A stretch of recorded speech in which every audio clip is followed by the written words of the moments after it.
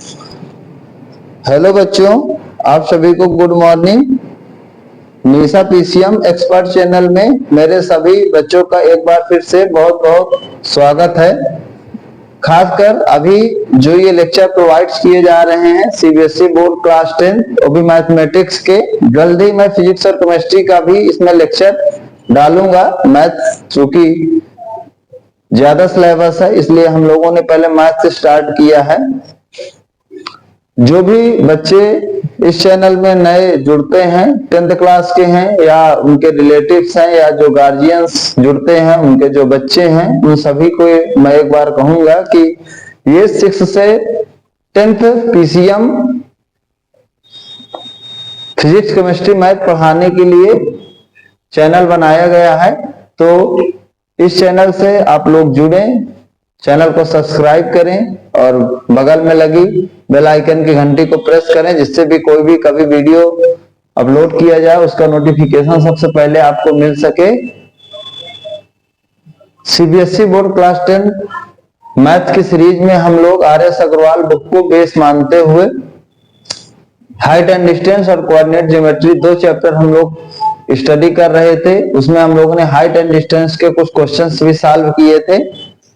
इसके बाद आज उसी सीरीज को आगे बढ़ाते हुए हम लोग पहले हाइट एंड डिस्टेंस के और भी कुछ क्वेश्चंस को सॉल्व करने की कोशिश करेंगे। तो मेरा यही बच्चों से कहना है कि इस चैनल को दूर दूर तक दूसरे बच्चों के साथ शेयर करें और उनको भी, जिससे इस जो कंटेंट है इसका लाभ मिल सके।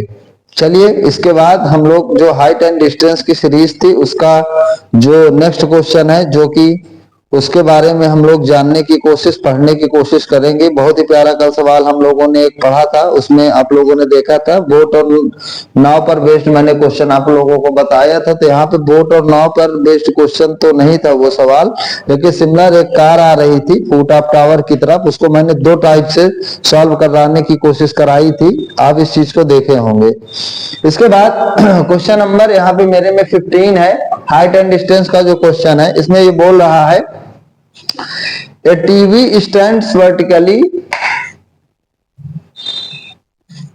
on a bank of canal from a point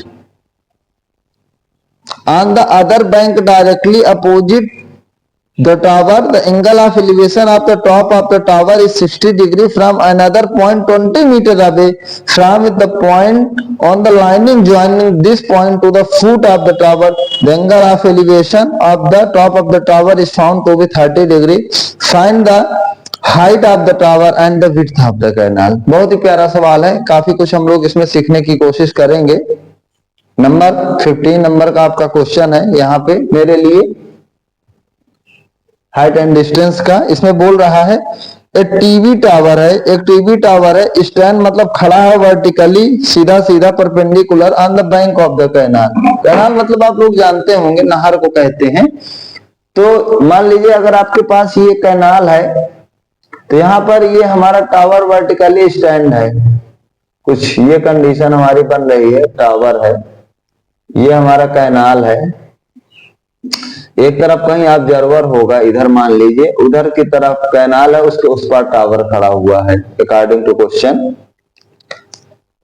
इसके बाद कह रहा है from a point on the bank directly opposite to the tower, मतलब जो ये हमारा टावर है उसके जो ये कैनाल है उसके जस्ट अपोजिट, मतलब दोनों आमने सामने हैं एकदम से। The angle of elevation of the top of the tower is 60 degree. बहुत ही क्वेश्चन, इस टावर का जो टॉप है उसका जो एंगल ऑफ एलिवेशन वो बता रहा है कि कितना डिग्री आपको मिलता है, 60 डिग्री मिलता है। From another point 20 metre away from the point on the lining joining this point to the foot of the tower, the angle of elevation of the top of the tower is 30 degree. अब ये line बहुत important है, क्यों? क्योंकि यहाँ पे 2 condition है कि आपको 20 मीटर मूव करना है, और यहाँ बच्चे बहुत कंफ्यूजन होते हैं कि सर मैं इधर 20 मीटर मूव करूं कि मैं इधर 20 मीटर मूव करूं। तो बच्चों मैंने आपको बताया था कि इस चीज को कंफ्यूजन में आपको नहीं रखना। कल मैंने एक्सट्रीम एंगल के बारे में बताया था, जो आपका एक्सटीरियर एंगल होता है कि exterior angle sum of two opposite interior angle होता है। तो जैसे अगर आप इधर 20 मीटर मान लीजिए मूव किए फॉर एग्जांपल, बिना सोचे समझे, तो आपका उसी टावर के टॉप का एंगल ऑफ एलिवेशन ये 30 डिग्री पा जाओगे, और जैसे ही 30 डिग्री पा जाओगे तो आपका आंसर रॉन्ग हो जाएगा। अब पूछोगे आप सर क्यों रॉन्ग हो जाएगा? क्योंकि ये इस ट्राइंगल का ए बी सी का एक्सटीरियर एंगल, और जो एक्सटीरियर एंगल होता है वो हमेशा इंटीरियर से बड़ा होता है, जिसकी वजह से ये चीज कभी भी पॉसिबल नहीं हो सकती। ध्यान से सुन लीजिएगा, कभी भी पॉसिबल नहीं हो सकती।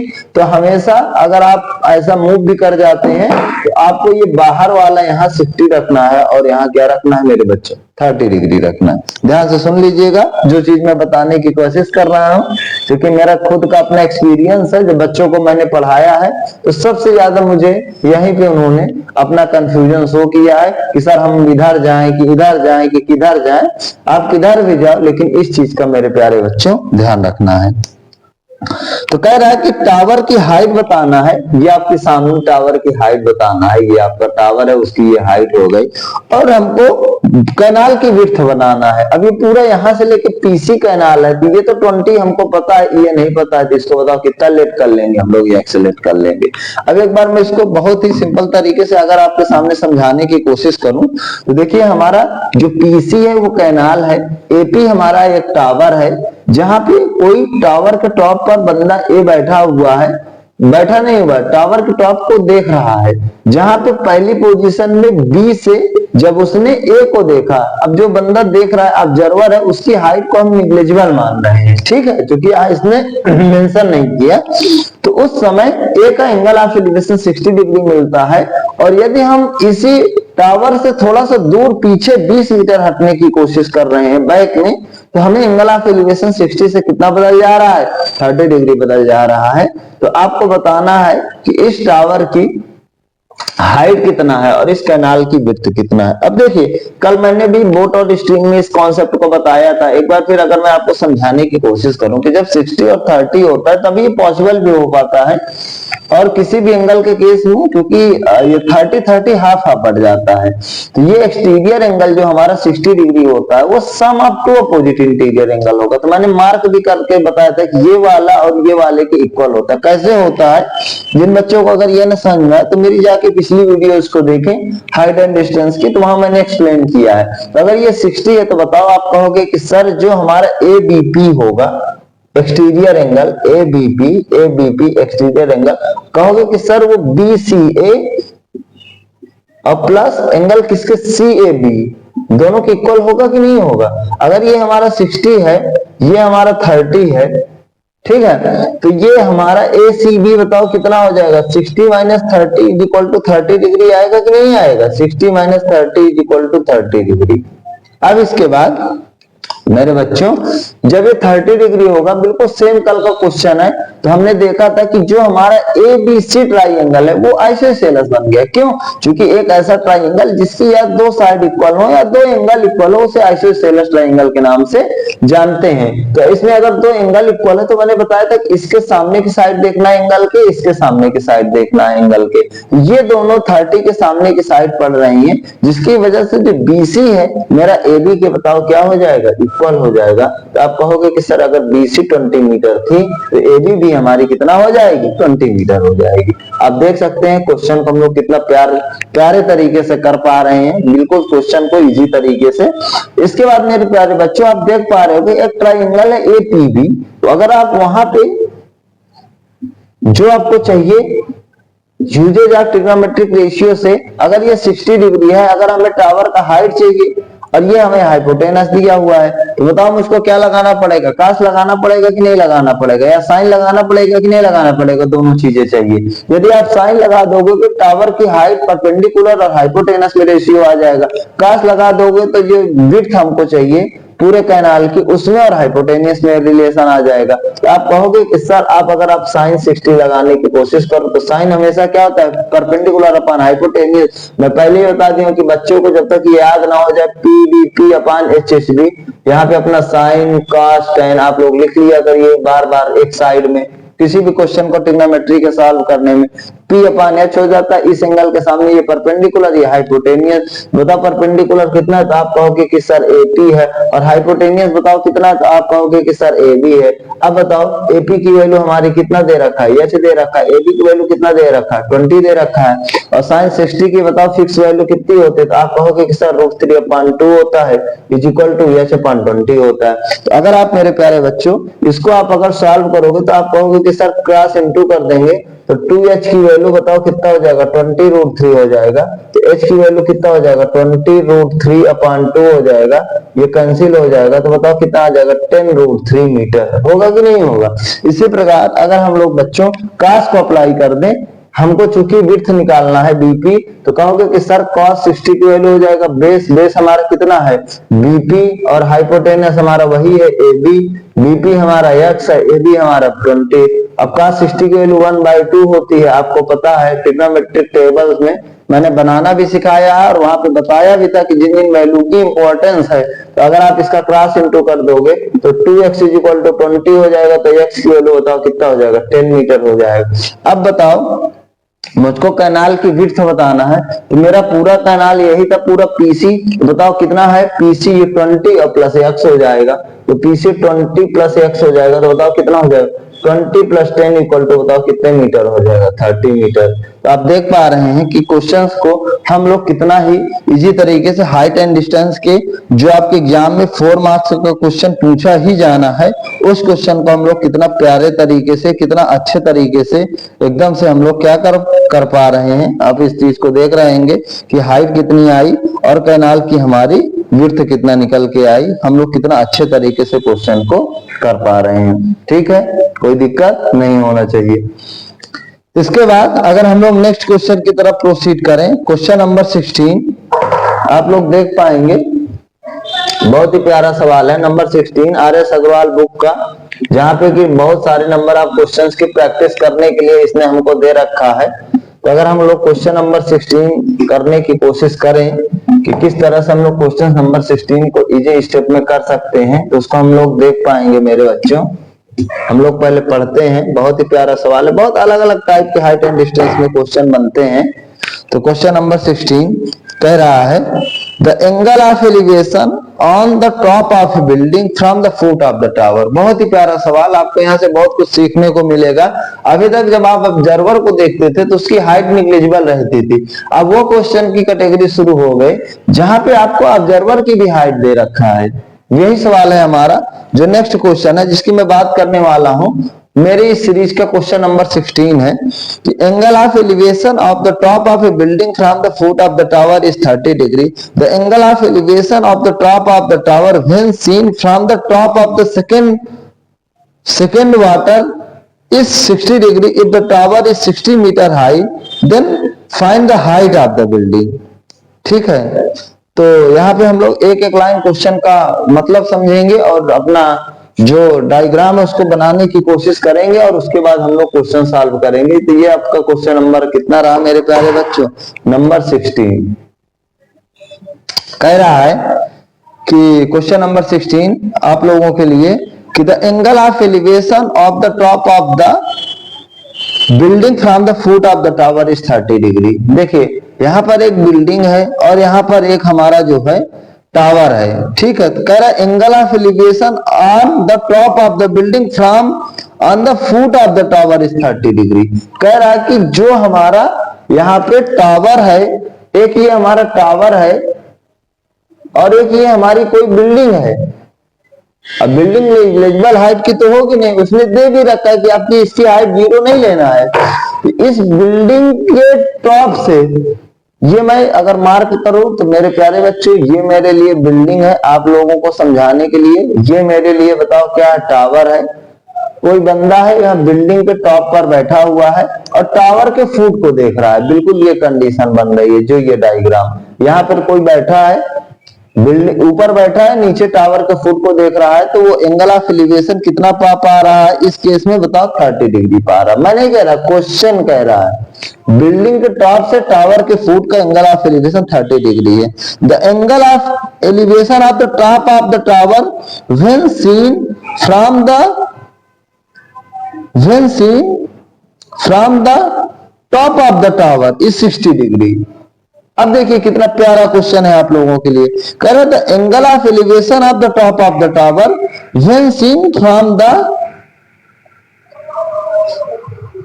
Angle of elevation of the top of the tower, ये एंगल ऑफ एलिवेशन है टॉप ऑफ द टावर का, when seen from the, sir language इसमें गलत दे रखा है क्या करके, इसकी लैंग्वेज ये होना चाहिए जहां तक मुझे लगता है कि जो एंगल ऑफ एलिवेशन अगर वो टावर के टॉप से देखता है वो भी बिल्डिंग के बेस से नीचे से, तो उस समय उसको एंगल ऑफ एलिवेशन कितना डिग्री मिलता है, 60 डिग्री मिलता है।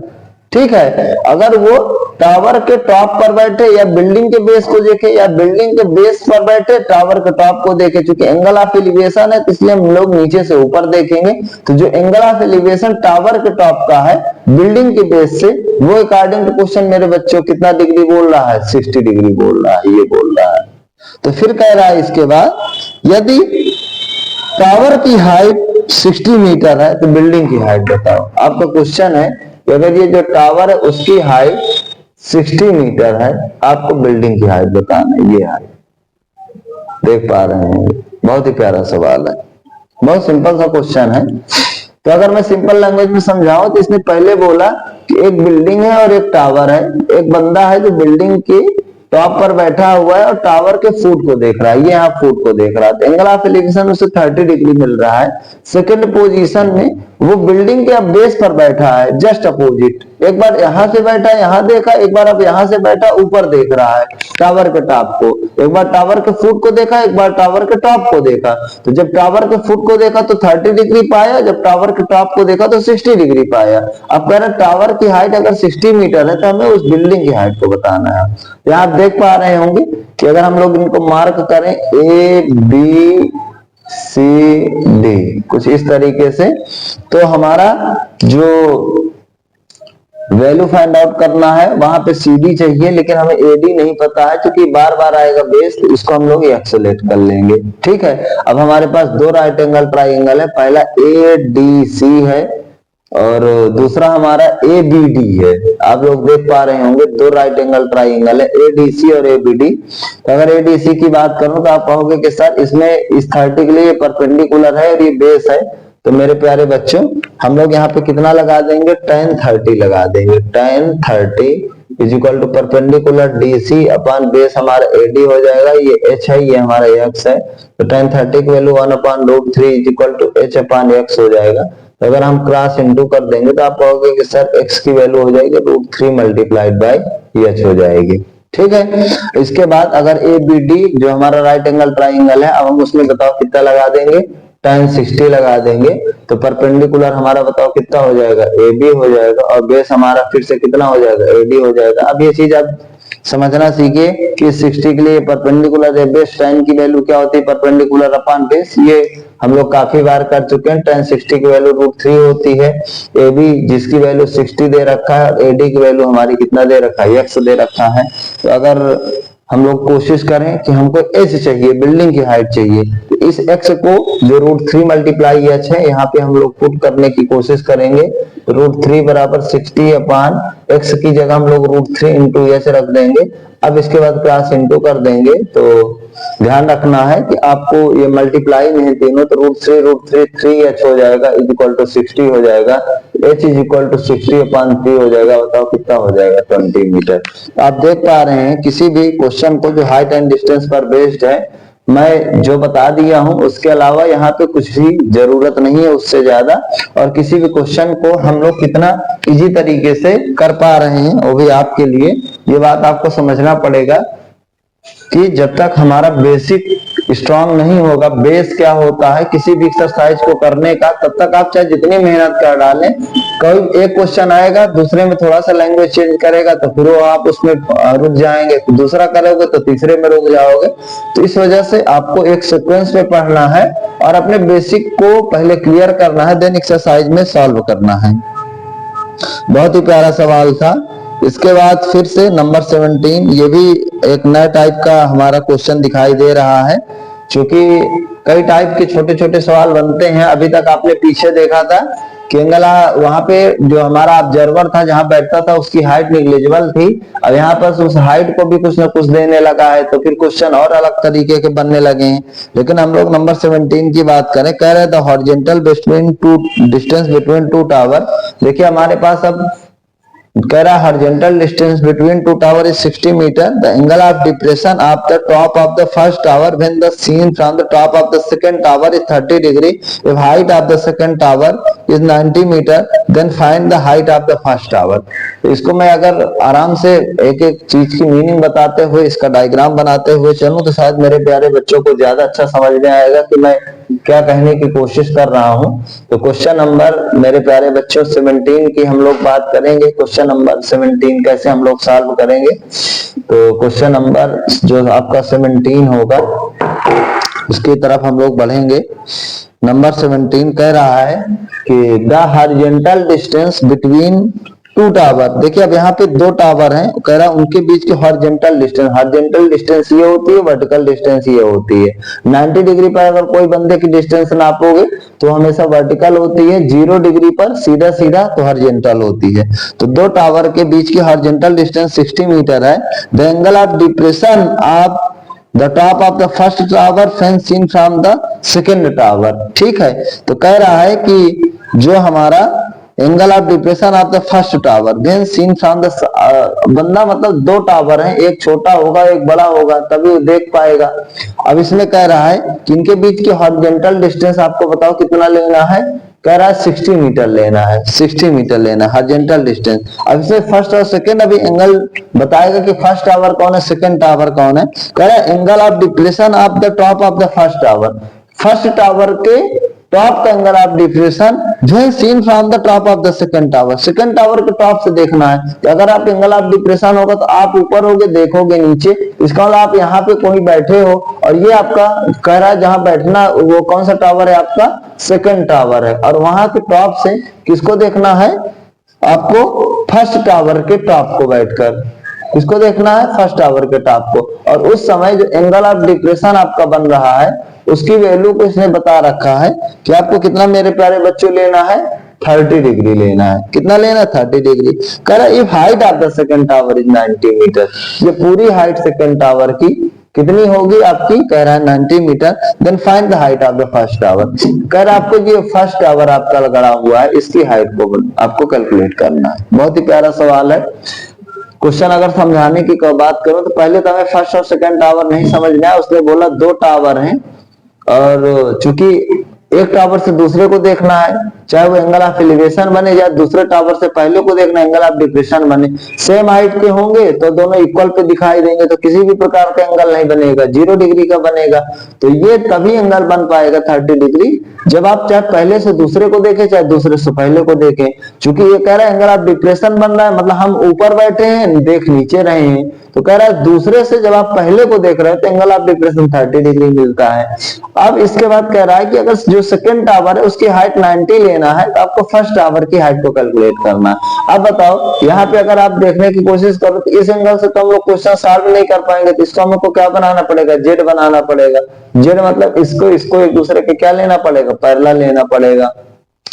वो 30 होगी तो मेरे प्यारे बच्चे ये भी 30 होगा, तभी हमारा कुछ काम बन पाएगा। क्योंकि angle of depression angle of elevation के इक्वल होता है तो ये 30 अल्टरनेट से इक्वल होंगे। ए बी सी डी इसको हम लोग पी कह देते हैं। अच्छा हमेशा यहाँ पे आप लोग देखोगे कि चूंकि ये दोनों टावर वर्टिकली खड़े होंगे तो ये भी 90 होगा ये भी 90 होगा। तो मैं ये कहना चाहता हूं अपने बच्चों के लिए कि यहाँ पे हमेशा डायग्राम में बी सी डी पी हमेशा रेक्टेंगल बनेगा, आप ये समझ लीजिए।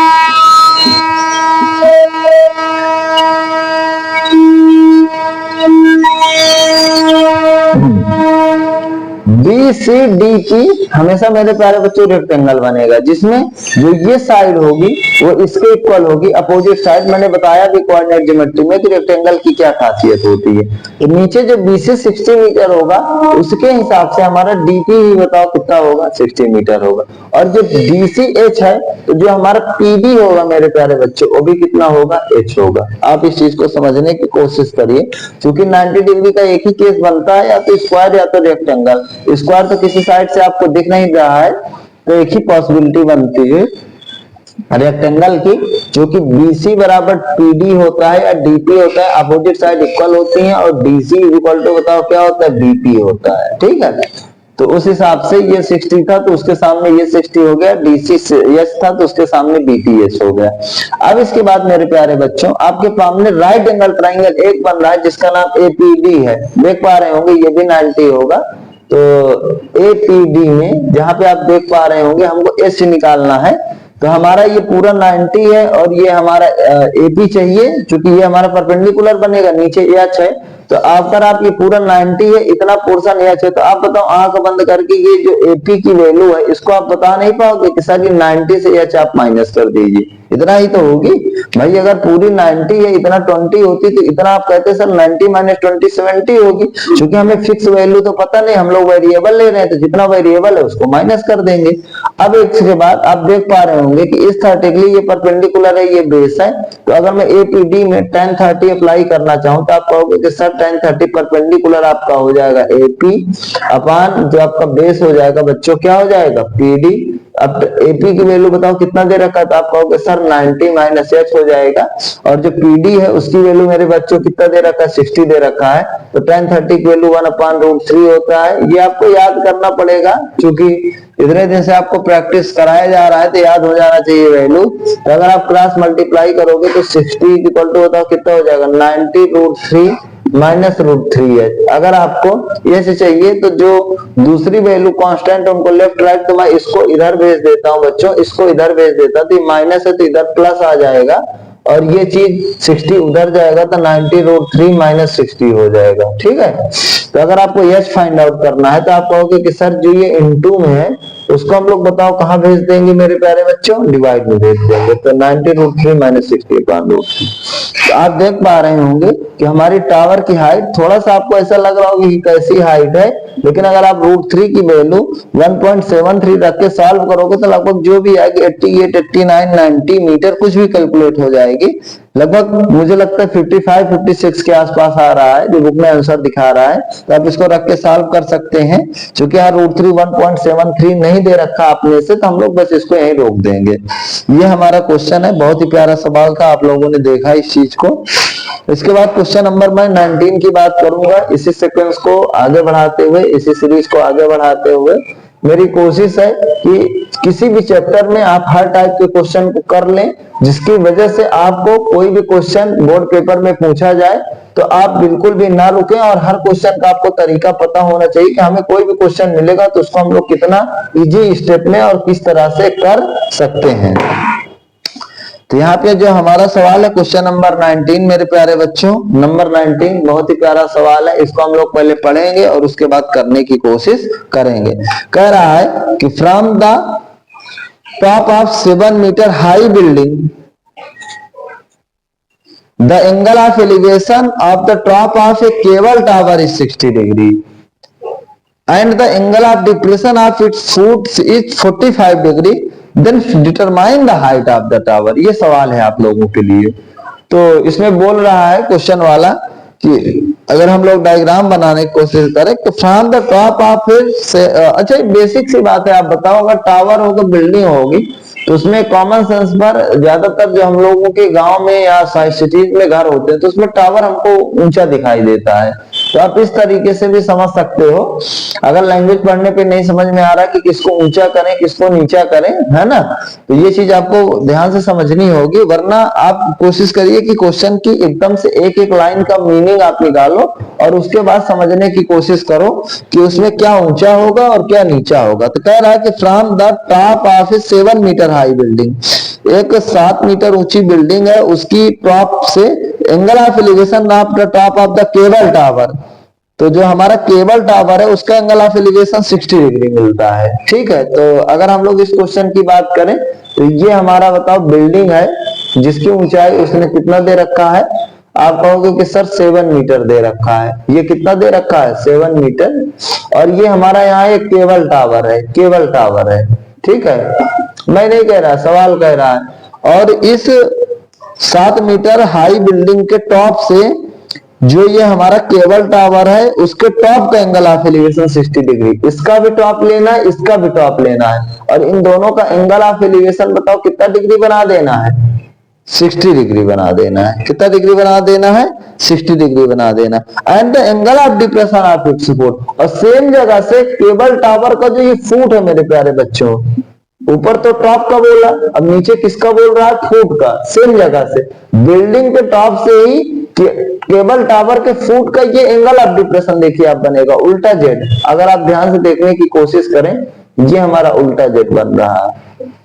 ये मेरी लाइन थोड़ा सा उसके ऊपर चलना चाहिए। ये कुछ इस तरीके से आप देख पा रहे हो, ये उल्टा जेड बन रहा है। इसको कितना बता रहा है? 45 डिग्री बता रहा है। तो उस हिसाब से कह रहा है कि आपको क्या फाइंड करना है? Determine the height of the cable tower. तो ये जो केबल टावर है उसकी आपको क्या डिटरमाइन करना है मेरे प्यारे बच्चों? Height determine. ये आपके सामने सवाल है। आप देख पा रहे होंगे कि किसी भी क्वेश्चन को आपको बस लाइन बाय लाइन उसकी एग्जैक्ट मीनिंग समझना है। बच्चे क्या करते हैं कि जो बुक में रहता है बस उसी की वैसे ही मीनिंग निकालते हैं। नहीं, आपको अपनी लैंग्वेज में कि जो आप समझ पाए उसकी वैसी मीनिंग निकालना है। और ये तब हो पाएगा जब आप काफी नंबर ऑफ क्वेश्चंस की प्रैक्टिस कर लेंगे। और that is one things possible है, जो कि हम लोग भी कभी 10th क्लास में पढ़े हैं और ये चीजें कहीं ना कहीं टफ लगी हैं। और आज जब हम लोग हायर क्लास में निकल गए, आगे निकल गए, तब उस समय अब ये समझ में आ रहा है कि हाँ ये चीजें टफ नहीं थी। कभी कभी पढ़ाने वाले का भी दोष होता है कि वो बच्चे को किस तरह से पढ़ाता है, जिसकी वजह से इजी चीजें भी डिफिकल्ट लगने लगती हैं। तो उसी हिसाब से आप लोगों को बताने के लिए कि कितना चीजें सिंपल हो सकती हैं बिना किसी चीज को बिना देखे हुए समझे हुए बस घबरा के कि मैथ्स कठिन है, मैथ्स कठिन है, तब तो फिर बड़ा मुश्किल हो पाएगा। क्योंकि मैं बार बार बता रहा हूँ, जितना भी 1D एग्जाम से जिस लिए हर बच्चा पढ़ाई कर रहा है कि आगे चल के मैं अपना फ्यूचर बनाऊं, कहीं जॉब पाऊं और अच्छी जगह सक्सेस हूं, तो उसमें मैथ्स का बहुत बड़ा कंट्रीब्यूशन है। बिना मैथ्स के जहाँ सॉलिड मार्क्स मिलते हैं, शायद आप टॉप पर होंगे तो बॉटम पे आ जाएंगे। तो इस वजह से आपको ये कोशिश करना है कि जितने भी आप क्लासेस में पढ़े उसमें मैथ्स आपका स्ट्रांग पॉइंट होना चाहिए। चलिए इसी के साथ हम लोग आगे करते हैं। तो हमको केबल का टावर की हाइट चाहिए। बहुत ही प्यारा सवाल है, आप यहाँ देख पा रहे होंगे तो आप कहोगे कि सर यहाँ 2 राइट एंगल ट्रायंगल बन रहा है, हम लोग दोनों को लेंगे। एक हमारा BDE बन रहा है और एक हमारा जो राइट एंगल ट्रायंगल बन रहा है वो ABC बन रहा है। आपको देख पा रहे होंगे एक BDE बन रहा है और एक ABC बन रहा है। तो अगर आप BDE में देखने की कोशिश करो तो ये 45 है, ये परपेंडिकुलर है, या नीचे हमको इसको बेस लेना पड़ेगा, जरूरत पड़ेगी हमको। 45 के केस में मैं ऑलरेडी बता चुका हूँ कि परपेंडिकुलर और बेस दोनों की वैल्यू आपस में सेम होती है। फर्स्ट डे से मैं इस चीज को रिमाइंड करा रहा, ज्यादा टाइम न लेते हुए tan 45 डिग्री की वैल्यू बताओ कितना हो जाएगी? BD और हमारा नीचे बेस कितना हो जाएगा? DE। BD हमारा 7 हो जाएगा, DE हमारा x हो जाएगा, इसकी वैल्यू 1 हो जाएगी, 7/x हो जाएगी। तो आप क्रॉस इंटू कर दोगे तो बताओ x की वैल्यू कितना आ जाएगी? तो आप कहोगे कि सर 7 मीटर आ जाएगी। तो ये जो बेस आया DE 7 मीटर आएगा। अभी मैंने बताया कि BCDE हर क्वेश्चन में जहां भी ऐसी कुछ कैटेगरी होगी हमेशा रेक्टेंगल बनेगा। तो जो DE होगा वही आपका BC होगा और जो आपका BD होगा वही आपका EC होगा। ये मैंने इसीलिए बता दिया कि हमेशा ये रेक्टेंगल ही नीचे बनता है। तो जो BD होगा मैंने बोला उसकी वैल्यू CE होगी और जो आपका DE होगा उसकी वैल्यू BC होगा। ये इसलिए हो पा रहा है BCED is a nothing but rectangle. ठीक है, ये हमारा एक प्रकार का क्या है मेरे प्यारे बच्चों? रेक्टेंगल है, रेक्टेंगल है। ये आपको हमेशा ध्यान रखना है। ठीक है, आमने सामने की साइड इक्वल है 90 डिग्री है, इसलिए रेक्टेंगल है। तो अब इसके बाद अगर आप ध्यान से देखें तो जो हमारा BC भी उसकी वैल्यू आपके हिसाब से आप कहोगे कि सर कितना निकल गई, 7 मीटर निकल गई। अब हमारा दूसरा जो राइट एंगल ट्राइंगल एबीसी दिख रहा था उसमें हमारे ये परपेंडिकुलर है, ये बेस है, लेकिन उसके पहले बीडी 7 मीटर है, तो ईसी भी हमारा बताओ कितना हो जाएगा, सेम चीज 7 मीटर हो जाएगा। तो हमारा जो एबीसी में परपेंडिकुलर एसी चाहिए। अब बताओ पूरा एच था, एई जो केबल टावर की हाइट थी, सीई हमारा 7 मीटर था, तो बताओ एसी कितना हो जाएगा। तो आप कहोगे कि सर कुछ नहीं करना, एच से हमको पूरा एच था इसलिए इससे हमें 7 माइनस कर देना है। ध्यान से सुनिएगा, बड़ी वैल्यू एच है, छोटी वैल्यू 7 है, इसलिए एच माइनस 7 होगा। पिछली बार क्या था, इसने इसकी हाइट पूछा था और इसकी टॉप पूरे की दे रखा था, इसलिए पूरे से हम लोग इसको माइनस किए थे। ये दोनों कुछ चीजों में डिफरेंस है, माइनर डिफरेंस है, आपको ध्यान से समझना है। अगर आपने 7 माइनस एच कर दिया तो मे भी हो सकता है कि आपका क्वेश्चन रॉन्ग स्टेप में चला जाए। तो एबीसी में आप देख पाओगे तो आप कहोगे कि सर अगर हम लोग tan 60 लगाएं उसके लिए परपेंडिकुलर हमारा बताओ कितना बनेगा, एसी बनेगा मेरे बच्चों। अब बेस कितना बनेगा, बीसी बनेगा। तो अब एसी की वैल्यू कितना है मेरे प्यारे बच्चों, h माइनस 7 है, h माइनस 7 है, एसी की वैल्यू h माइनस 7 है। और जो हमारा बेस बीसी है उसकी वैल्यू ऑलरेडी कितना है, 7 है। अब बताओ tan 60 की वैल्यू आप कहोगे कि सर √3 होती है। मैंने इसलिए बताया था ट्रिग्नोमेट्री में किस चीज की सबसे ज्यादा जरूरत है, वो tan की जरूरत है, वो भी हाइट एंड डिस्टेंस में। तो अगर आप क्रॉस इंटू करोगे तो आप कहोगे कि सर 7√3 की वैल्यू आई h माइनस 7। तो अगर हमें h चाहिए तो हम इसको इधर की तरफ भेज देंगे तो हमारी वैल्यू कितना आ जाएगी h की। तो आप कहोगे कि सर 7√3 अब प्लस 7 आ जाएगी। यही आपका जो इतने मीटर होगा वो हमारी जो बिल्डिंग होगी मेरे प्यारे बच्चों उसकी ये हाइट निकल के आएगी।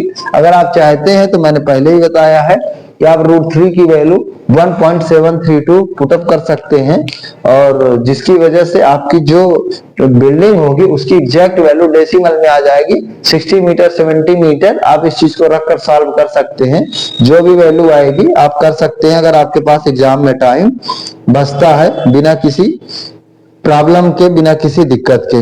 ठीक है, ये हमारा सवाल था, बहुत ही प्यारा सवाल था। तो ये वीडियो काफी लंबी खिंचती हुई, लगभग मुझे लगता 35 to 40 मिनट के आसपास हो रहे हैं। तो हम लोग छोटी छोटी वीडियोस में कम लेंथ की हो, कम ड्यूरेशन की हो, उन क्वेश्चंस को सॉल्व करने की कोशिश कर रहे हैं। तो इसी के साथ मैं अपनी इस वीडियो में यहाँ तक जो क्वेश्चन नंबर शायद 19 हुआ है हमारा, यहाँ हम लोग यहीं पे रोकते हुए जैसे ही हम लोग इन क्वेश्चंस की सीरीज में नीचे जाते जाएंगे वैसे ही हमारे जो क्वेश्चन है वो टफ होते जाएंगे। आपको भी पता है क्योंकि ऊपर बेसिक्स होते हैं। तो जो भी बच्चे इस चैनल से जुड़े वो किसी भी वीडियो को बिना स्किप किए हुए आपको पूरी लेंथ में वीडियो को देखना है, तभी आपको एक कॉन्सेप्ट समझ में आएगा। साथ में मैं बार बार कहता हूँ कि आर एस अग्रवाल की इसीलिए सीरीज चलाई जा रही है कि आप आर एस अग्रवाल की एक बुक ले लें और क्वेश्चन आपको वहां से एग्जैक्ट एक बार बुक के सामने पढ़ना है। इसलिए मैं पढ़ भी देता हूँ क्योंकि लिख पाना बहुत मुश्किल है यहाँ पे, क्योंकि उस तरह के क्वेश्चन लिखने में ही काफी टाइम चला जाएगा। जो छोटे क्वेश्चन होंगे उनको मैं ऊपर लिख भी देता हूँ, जैसे ट्रिग्नोमेट्री में थे सारे सवाल उसको हम लोगों ने लिखा। ऐसे भी अदर एक्सरसाइज में जो बड़े लेंथ के क्वेश्चन होंगे उनको शायद लिख पाना बहुत मुश्किल होगा। तो इस वजह से आप बुक अपने सामने रख लीजिए और क्वेश्चन पढ़ते जाइए और जैसे मैं बोलता जाऊं उस चीज को आप ध्यान से सुनते जाइए, तो आप ये समझ पाएंगे कि कोई भी क्वेश्चन आपको टफ नहीं लगेगा। तो इसके बाद हम लोग इसी सीक्वेंस में इसी सीरीज को आगे बढ़ाते हुए हम लोग नेक्स्ट वीडियो में जो आगे के 19 के सवाल है 20 सिमिलर है, हम लोग 21 की शुरुआत करेंगे और इसके बाद नीचे देखेंगे कि अभी हमें कितने क्वेश्चन करने की जरूरत है, जिसकी वजह से हमारा हाइट एंड डिस्टेंस का जितना भी टॉपिक है जहां से हमारा 4 से 5 मार्क्स का क्वेश्चन एग्जाम में पूछा जाता है उस चीज को हम लोग देखिए 2 chapter identity height and distance दोनों से ही अकेले 8 नंबर का क्वेश्चन हो जाता है। 4 मार्क्स का आइडेंटिटी बेस्ड क्वेश्चन, 4 मार्क्स का हाइट एंड डिस्टेंस। 12 नंबर में 4 नंबर का बचा तो 2 नंबर्स का आपका कॉम्प्लीमेंट्री एंगल का दे देता है, 2 नंबर का ट्रिग्नोमेट्रिक रेशियो का दे देता है। इस तरीके से आपके 12 मार्क्स यहीं पे पूरे फिनिश हो जाते हैं। इस तरह से आपका ये सिलेबस का क्रम होगा। तो इसी के साथ आप सभी बच्चों को बाय बाय, हम लोग नेक्स्ट वीडियो में मिलते हैं। तो उसके बाद हम लोग इसके आगे के क्वेश्चंस को करेंगे।